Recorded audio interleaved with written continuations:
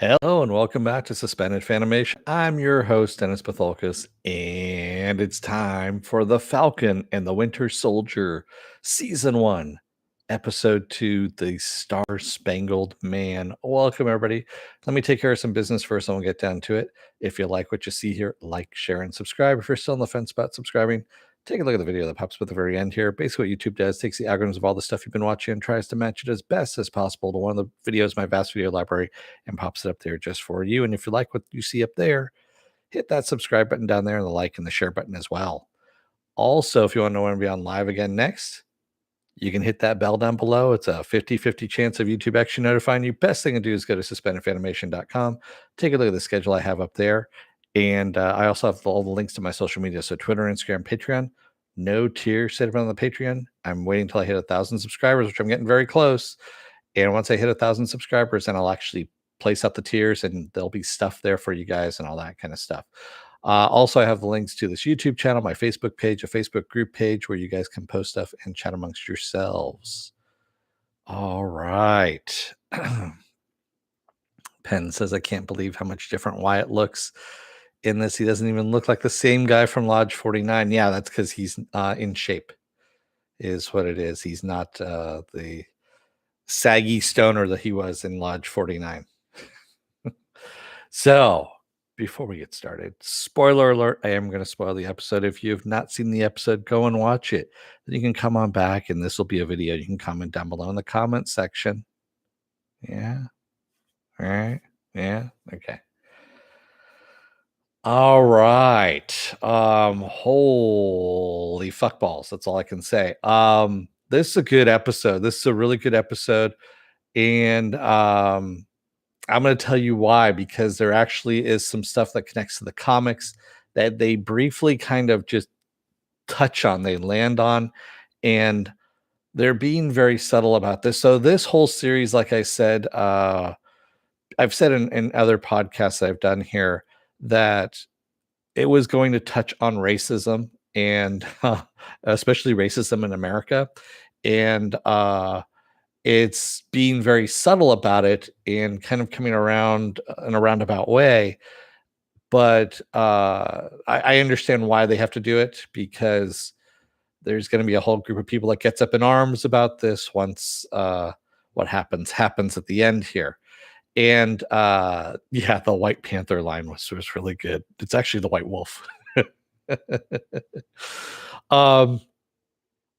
So yeah, so Bucky pretty much weasels his way, not even weasels, he just says, I'm coming along with you, when Sam is going off on mission to go and find the Flag Smashers, and Red Wing has been tailing one of them, Red Wing, his AI unit there.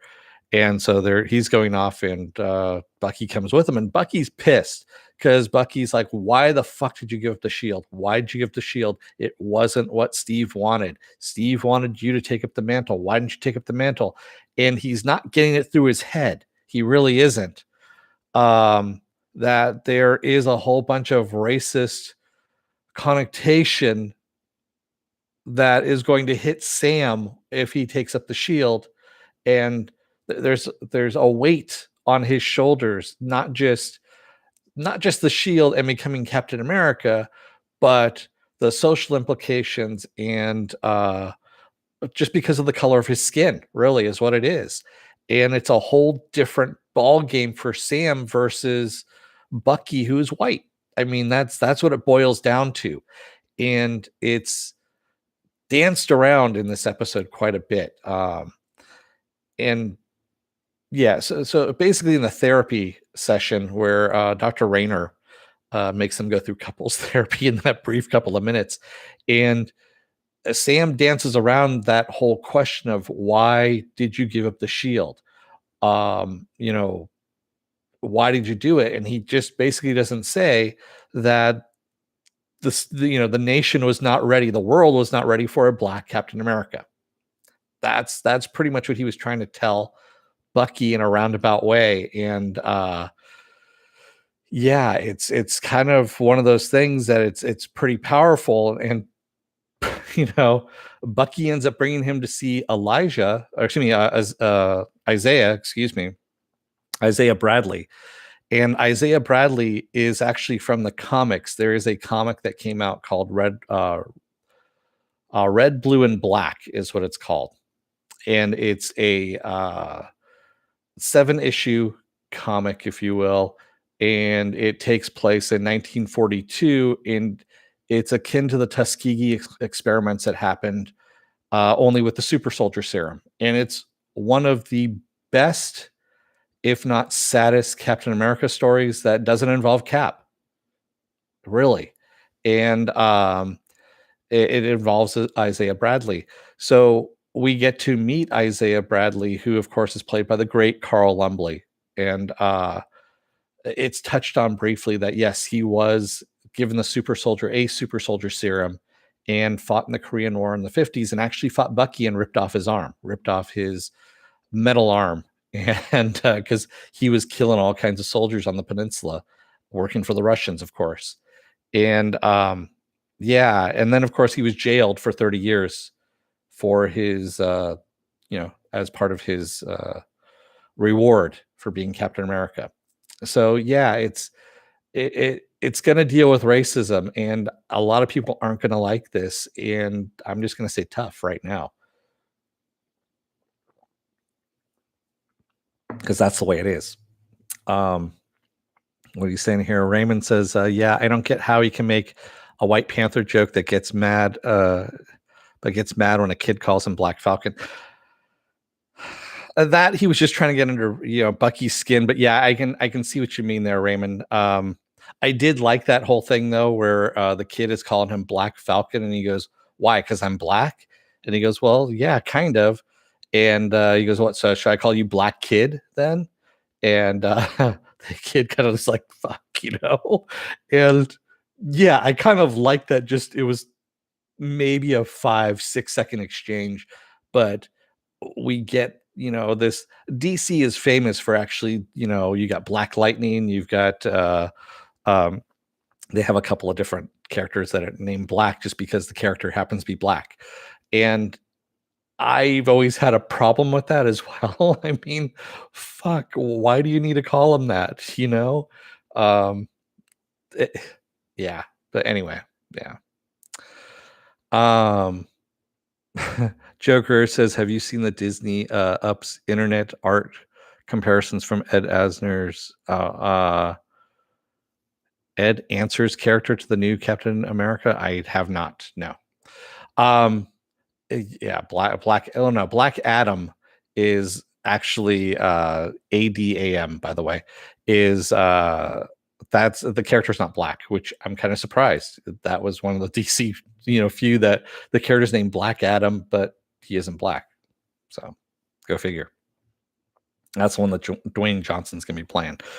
But getting back to this, and the Flag Smashers, we find out the Flag Smashers all are super soldiers, and they kick the shit out of Falcon, Winter Soldier, the new Captain America, John Walker, and his sidekick, Battlestar, who is Lamar Hoskins, by the way, is his name. And I also want to go back to Isaiah Bradley. So the kid who opened the door is actually Isaiah's grandson, Elijah or Eli Bradley. And Eli Bradley also has a comic. He is one of the young Avengers. He becomes Patriot, and he gets into an accident where he needs a blood transfusion from his grandfather, which he gets, and he ends up getting the super soldier serum in him, and he becomes Patriot, which is Captain America like with his powers.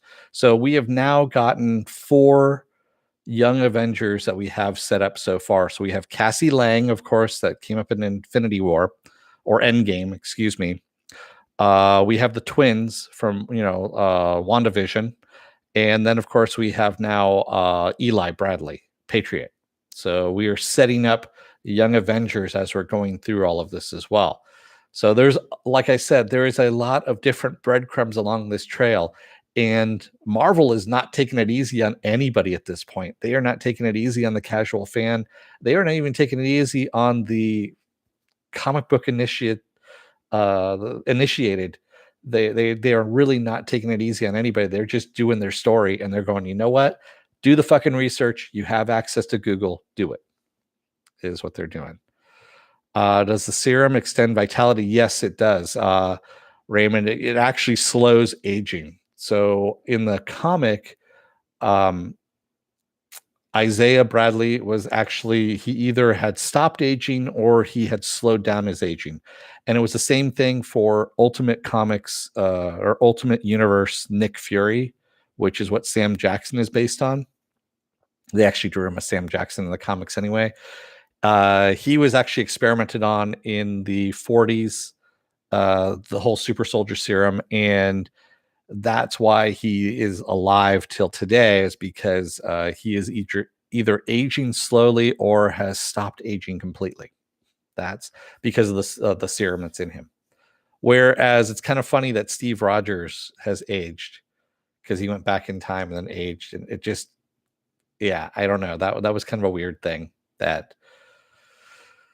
But anyway, that's beside the point at this point. So yeah.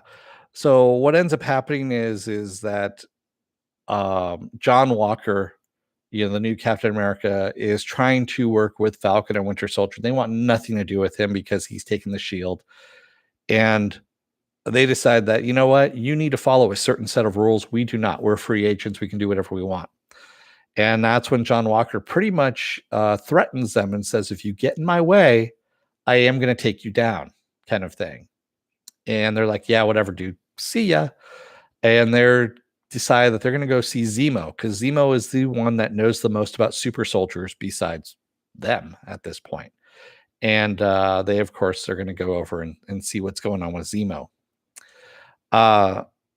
Yeah, this whole episode, I mean, and we also get a little bit of a look at the Flag Smashers as well, that what their whole motivation is they want the people that were here, that were still on Earth at the time of the snap, when everyone went away and were dealing with things, are not being taken care of after the blip when all the other people have come back.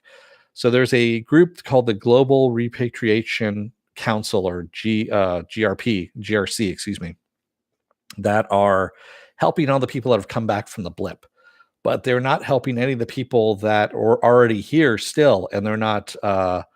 There are no programs in place for that. So this is what the Flag Smashers are trying to do: is they're trying to get back some of the, I guess, rights, if you will, or I don't know, some of the. They're trying to go back to the way it was before the blip occurred, when everyone was gone.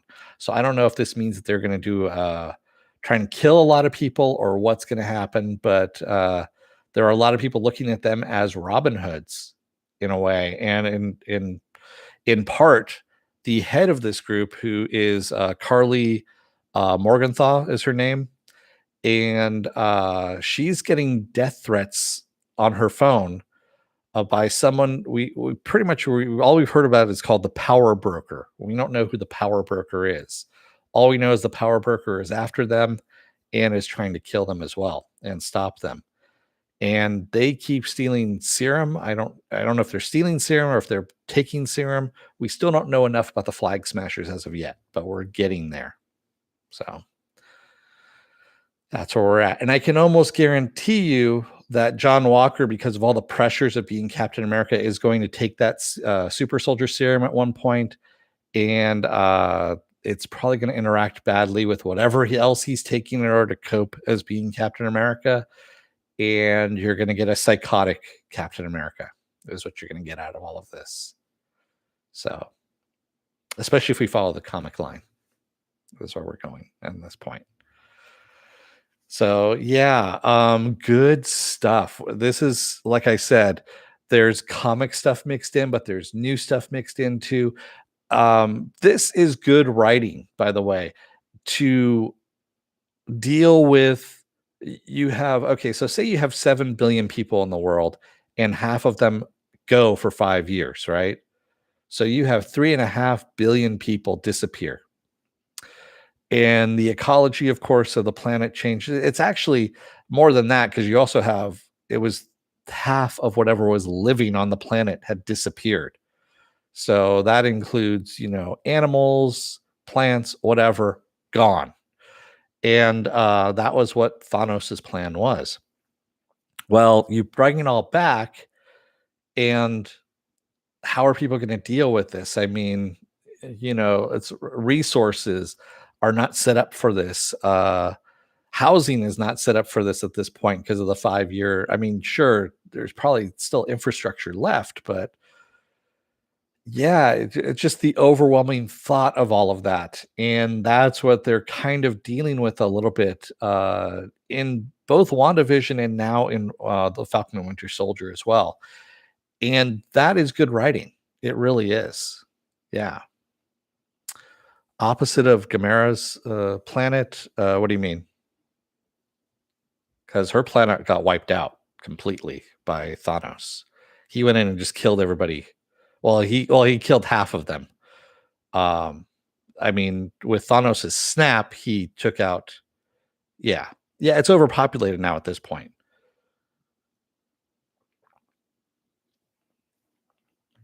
Raven says, "Yeah, I want more flashbacks to the aftermath. I'm surprised there hasn't been more civil wars across the globe." Yeah. Well, that's the other thing too, is they say that they want the people that were in power at the time of the snap to go back into power rather than the people that filled those vacancies. And they're kind of implying that the people that filled those vacancies might have taken those vacancies either by force or just because there was nobody there to oppose them. So there is that kind of inference as well in all of this. So there's got to be more to come on all of this. I mean, granted, we only have 4 more episodes of the Falcon and Winter Soldier. It's only a 6-episode series, and I think they're just doing this. They're not going to be doing seasons of this. I don't think we're getting a season 2 of the Falcon and Winter Soldier. This is going to go into one of the movies, whatever spins off from here, and then there'll be another series that'll be titled something else. So yeah, we're not going to get the Falcon and Winter Soldier season 2, if you will. But the ideas that come out of this season are going to translate into movies or go into movies themselves, whatever comes out of this. So whenever, Sam gets the shield and becomes Captain America, that's essentially what we're working towards. And like I said before, that's what this whole thing has all been about anyway, is Sam coming back, Sam getting the shield and becoming Captain America. And yeah, Raymond, I have to agree. Yeah, Bucky jumping out of the plane at 200 feet going, yeah, I can do it. And using his arm to break his fall. But yeah. And then Sam, of course, going, I got that all on camera, right? And then also Bucky cheering on the destruction of Red Wing, saying that, yeah, I've always wanted to do that, as he's getting his ass kicked by super soldiers, which I thought was funny. Yeah. Yeah, the big 3, androids, aliens, and wizards. And the whole, I know we've seen it before in one of the trailers, but the whole dispute over Doctor Strange, that he's a wizard, and Bucky's like, no, he's a sorcerer, and he goes, nope, a sorcerer is a wizard without a hat. Yeah, there's some really good lines in that. But no, none of the big 3. This is actually super soldiers at this point. So yeah, not anything like that at all. And we'll see what happens. Raymond says, I thought it was Bird Droney from Civil War. Bird Droney? No, you're talking about Red Wing? I don't get what you're talking about there, Raymond.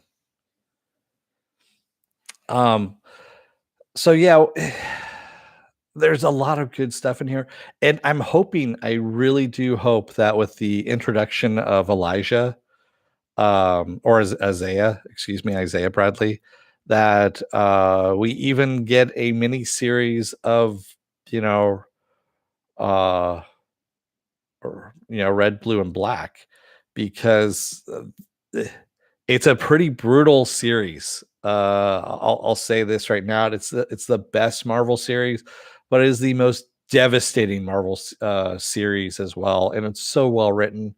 The guy who wrote it is no longer with us anymore. He passed away, but yeah, it's I'm gonna admit, I mean, I teared up when I saw Isaiah, and I knew exactly who it was.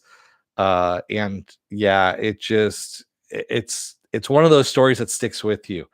Um, yeah, I've recommended that story to quite a few people before, and it's one of those things. If you ask me what's the best Captain America story, that is the best Captain America story, even though Cap is only in it at the very end.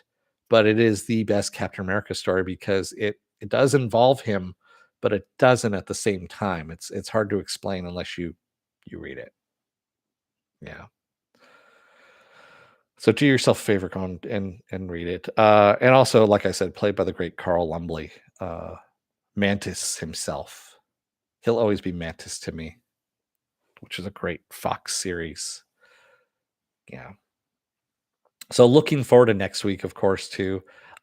This series is so much different in tone than WandaVision, but just as good, really, it is. There's there's just so much to like out of it. It's fun, it's witty, it's got action, it's got drama, it's got heart, it's got everything, and it ties into the movies as well. And that's the nice thing about this. I'm glad to see now that the TV stuff is finally tying into the movies the way they were supposed to way back when all this started. Yeah, and it's good to see it's actually happening. So, what else do I have going on for the rest of this week? Well, tomorrow is going to be Saturday morning blast off where I take the genre news of the week and any genre stuff you guys want to talk about when we talk about it. Sunday will be Invincible episodes 1, 2, and 3, which are already out on Amazon Prime. I watched them last night, and I'll say this much. Holy fuck. If you guys haven't watched it, you're in for a treat. The first minute and a half, you're going to go, what the fuck is this? Why did he recommend this? And then it changes after that. It really does. Uh, it's animated. They're about 47 to 50-minute long episodes, is what they are. And they're supposed to be 8 episodes. And they're dropping the first 3, and then every Friday thereafter, they're going to do it. I think I have it. Let me look at my schedule book. I think I have it scheduled out for Sundays because of Falcon and Winter Soldier. So, quickly look at my book here and see what I have. Yep, I have an Invincible scheduled out for Sundays. Sunday, because of Falcon and Winter Soldier. Except for the last episode, which goes to a Friday. Because Falcon and Winter Soldier will be done by then. So. The pastel coloring, it hurts your eyes. It's, it doesn't hurt my eyes because that pastel coloring gets covered in red quite a bit, like dark red. That's all I'm going to say about that. All right. In fact, I might go back and rewatch some of those episodes because, damn, they were good. They were actually really good. They were a lot of fun too. And the voice work. Oh my god, the people that are in there, it's just amazing. Anyway, I'm gonna let you guys go for the night. I want to thank everybody who joined me tonight in the chat, and thank you if you made it this far in the video. If you're still on the fence about subscribing, take a look at the very end here. There's gonna be a video that pops up here. And basically what YouTube does, takes the algorithms of all the stuff you've been watching and tries to match it as best as possible. One of the videos, my vast video library, and pops it up there just for you. And if you like what you see there, hit that subscribe button down below. And if you can, hit that like button and the share button as well. And also, if you can, if you want to know when I'll be on live again next, I should say, you can hit the bell down below. It's a 50-50 chance of YouTube actually notifying you. Best thing to do is go to suspendedfanimation.com. Take a look at the schedule I have up there, and also all the links to my social media are up there, and all the links to my pages. So, Facebook, excuse me, now I just blanked. My YouTube channel, my Facebook page, and a Facebook group page where you guys can post stuff and chat amongst yourselves. So, with that said, I'm going to let you guys go for the night. Thank you, everyone. I will see you again tomorrow for Saturday morning blast off. Until then, don't let the door hit your ass on the way out. Otherwise, you may have to do the soul gazing, therapy, and no one really wants that because that's when the truth comes out. Thanks, everybody. I will see you again tomorrow. Until then, stay safe, be well, take care, wear those masks, and if you can, get those vaccine shots. Thanks, everybody. I'll see you again tomorrow. Have a good night.